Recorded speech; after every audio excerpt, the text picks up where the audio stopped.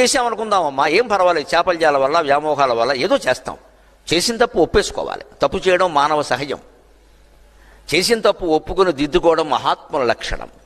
తప్పు చేసి చేయలేదని వాదించడం మూర్ఖత్వం.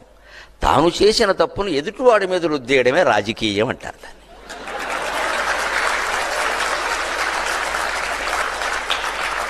తాను చేసి తాను మింగేశానని ఒప్పుకోకపోగా వాడు మింగేశాడంటాడు. ఇది రాజకీయం.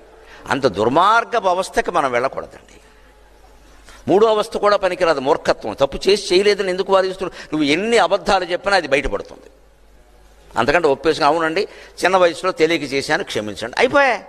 ఒక 2 రోజులు తలంచుకుంటాం, మిగిలిన 1,000,000 రోజులు నిస్సందేహంగా నిశ్చింతగా బతుకుతామండి. పైగా తప్పు ఒప్పుకునేవాడు మహాత్ముడు అంత గొప్పవాడు అన్నారు. మన తప్పు మనం ఒప్పుకోకపోగా ఎదుటి వాళ్ళ మీద వృద్ధి చేస్తూ ఉంటాం. ఇది ఎక్కడ రాజకీయం?